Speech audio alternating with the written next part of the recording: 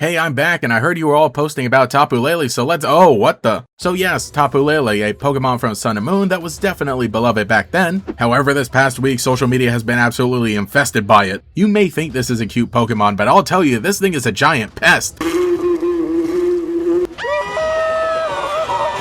You know, literally because it's a bug. Anyway, why not take all of this as an opportunity to talk about a Pokemon that I really do like. One of the Island Guardians of Sun and Moon, a really fun group of legendary Pokemon. Tapu Lele is the pink one, being Psychic and Fairy type. All of the Island Guardians are notable for their interesting appearance, a little human-like to some degree, though for the most part they all do also embody an animal that they kind of transform into, I guess. You know, they got those shells that can close up and they resemble an animal head, and then that goes on top of a giant body that they summon, basically Gigantamax before Gigantamax. A really cool concept for a bunch of Pokemon that again are meant to be island deities of the Alola region. Tapu Koko is a chicken, Tapu Lele is a butterfly, Tapu Bulu is a bull, and Tapu Fini is a swordfish. Now, while I think most of these Pokemon were decently loved, with Tapu Koko playing a relatively important role in the story, being the Pokemon to rescue Nebby early on, and then also being the one that we see helping out Kahuna Hala when the Ultra Beasts start invading. And while overall they do play a role in the story, for the most part Tapu Koko was the one that everybody mostly focused on because it appeared in the cutscenes. Meanwhile, the things that really grabbed our attention were the Ultra Beast and then the fact that Nebby turned out to be the box legendary Pokemon. Though when we got to actually meet all of the Island Guardians, Tapu Lele became a very popular one.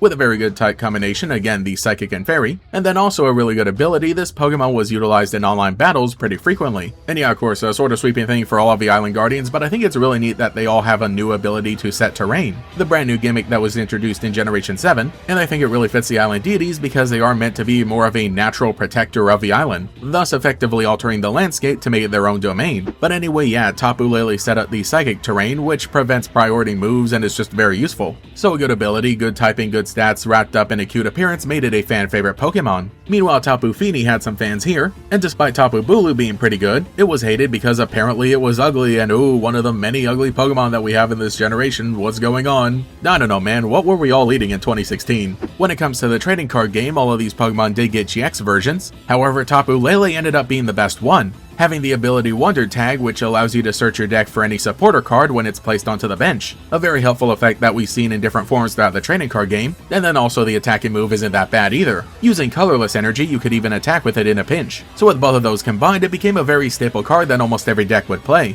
And being a kid back then, even though I was into the trading card game, I couldn't afford to just buy one of these online. So yeah, Generation 7 was a time I took a break from the TCG, but hey, I mean, that allowed me to focus on my YouTube channel. But yeah, I really do appreciate the concept art for each of these Pokemon, because even though the designs are pretty nice, sometimes they can be a little complicated, and it is just really nice to be able to get a sense of what actually is going on. Really cool that we get to see their eyes as well as what they look like when they're all closed up. Tapu Lele is really cool, specifically getting a better look at how exactly it becomes that butterfly face, showing how it kind of like dips into its shell even, and then how the hair just becomes antenna instead. Tapu Bulu also really great, showing the actual structure of the horns, how they point up normally and then go to the side to resemble a bull. And then Tapu Fini is also really great, showing that some of the blue in the fin is actually its hair, and we get an actual look at what a peel Tapu Fini looks like. Here comes a part of the video where Gatorix mentions how he hasn't finished the Sun and Moon anime, and you comment that he really should, but from what I've seen and the clips posted everywhere, it had a really important role there as well, and thematically makes a really cool final battle. But you know, we ended up talking about all of the Tapu Pokemon here when I guess the focus actually was supposed to be Tapu Lele,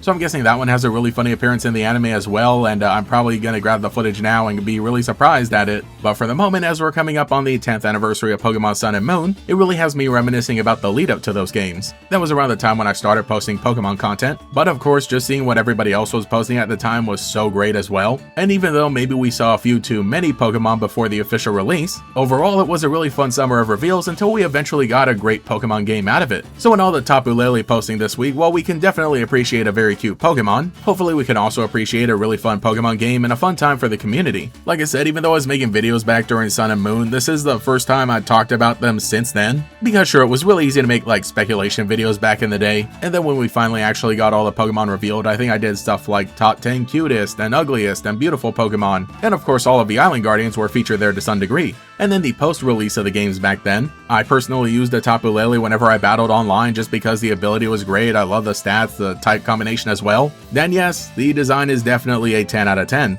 So for sure, this is definitely a Pokemon that I always think about whenever we bring up Sun and Moon and Alola, and with its absence in Scarlet and Violet, hopefully in Winds and Waves we'll be able to reunite with them, though I'm sure that that game will have its own host of brand new Pokemon that we'll get to befriend. So yeah, like I said, leave a comment below, tell me which Tapu Pokemon is your favorite, and if you enjoyed watching the video, remember to leave a like and subscribe to hype it up as well, and remember that I also live stream on Fridays at 2 PM Pacific Standard Time. Anyway, I gotta get going and make sure that I enjoy the rest of my summer because can you believe it? It's almost over.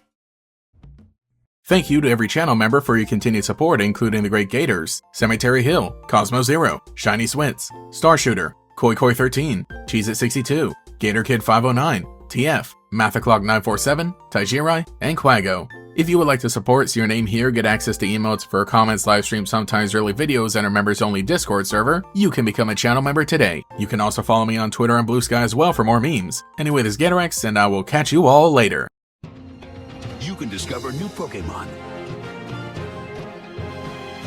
and explore a world beyond your own in Pokémon Sun and Pokémon Moon on Nintendo 3DS. Games rated everyone.